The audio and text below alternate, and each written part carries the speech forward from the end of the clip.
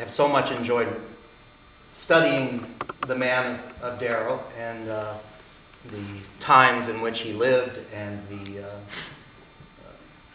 momentous decisions that he was involved in. It has been a wonderful history lesson for me, but the crafting of your play has been a challenge for me. And and it has also been a very moving experience as I came to experience the compassion of this individual who may have been an lifelong agnostic, but who was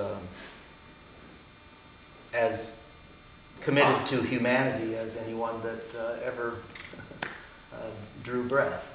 So, thank you. Thank you so much. You captured that. I thought that was wonderful.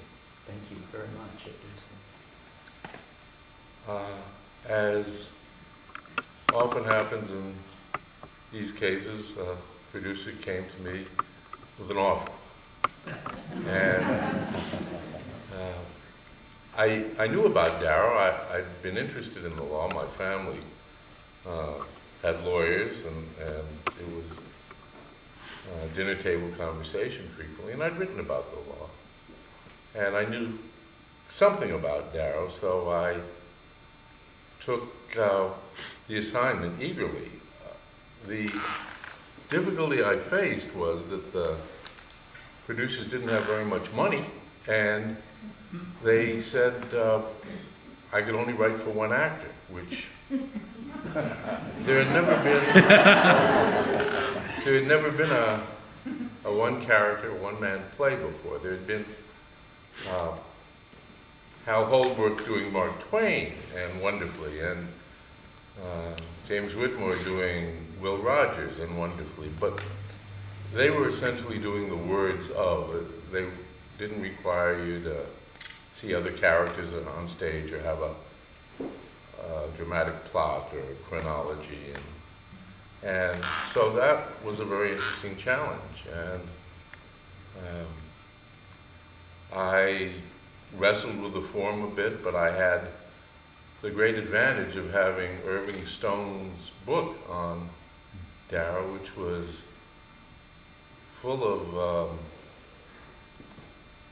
incident, had great value, and it captured so much of Darrow, and a writer who sets out to adapt a book, a lot of the work is done for him, and my job was to develop a structure and a form, and just pick what to use in this book. You've heard the story of the student who comes to Michelangelo and says, that magnificent sculpture of Moses, how did you do it? And Michelangelo says, I found a wonderful block of marble and I cut away everything that didn't look like Moses.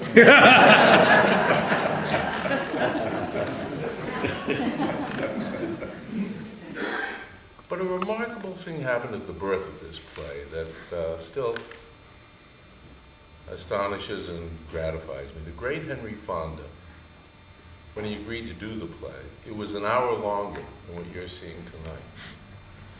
And at least an hour.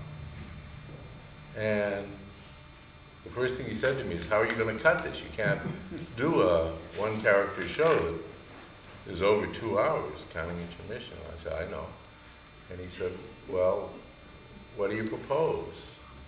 And I said, selfishly, well, I'd like to hear you read it a few times, and I'll get a better sense of what works and what doesn't work, and then I'll know what to cut. And Fonda said, you know, you won't really be able to tell anything just hearing me read it. You're going to have to see me perform it.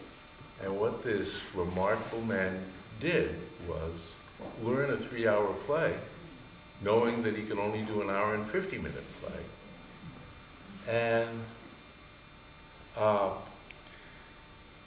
I just said this because I wanted to hear Henry Fonda say as many of my words as possible, as long as possible.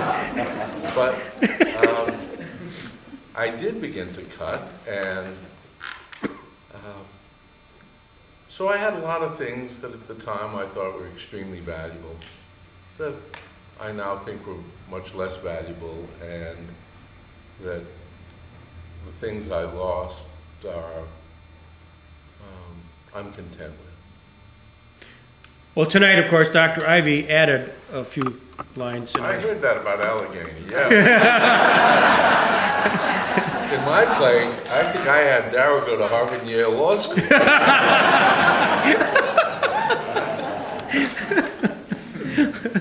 The local connection was too, we couldn't avoid it. I'm glad you did. The hometown crowd. Yeah. I think for reasons of time and space, you left out a couple of things that, the Haymarket trial, Right. and Altgeld, that, and some of the devs, the description of going to visit devs. There were some things I missed, and yet I thought you did a remarkable job, and that it held together as a play, and the things that I miss, I hope others didn't miss. Yes. A question for Dr. Ivey. What part of the play was most gratifying for you as an actor, and why? The end.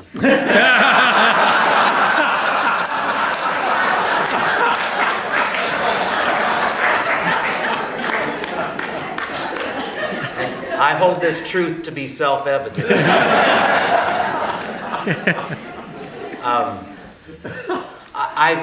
I love the Bill Haywood trial in Act One very much. Those, I don't know, the dynamic of that section in the play is an actor can really just, sink your teeth into it, and it just feels really, it's very exciting. Of course, the Scopes trial is gratifying too. It's very, that's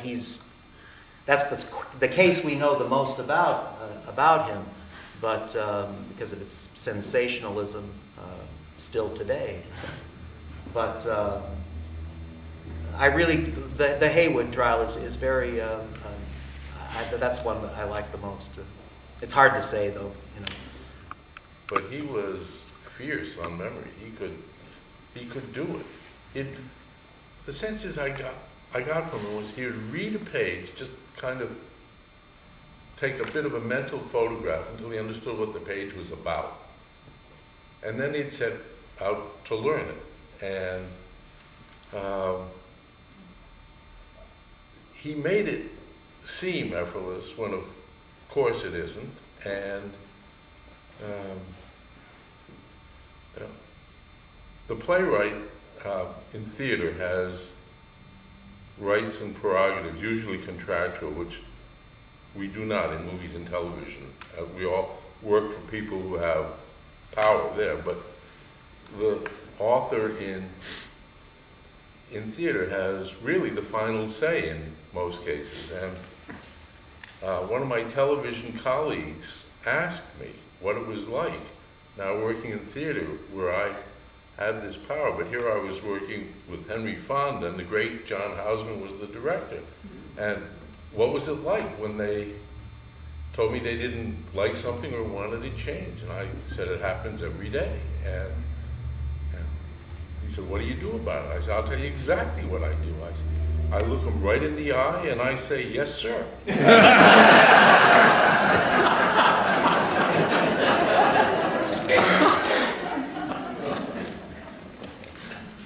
Well, if Henry Fonda couldn't make a line sound right, it wasn't right. That's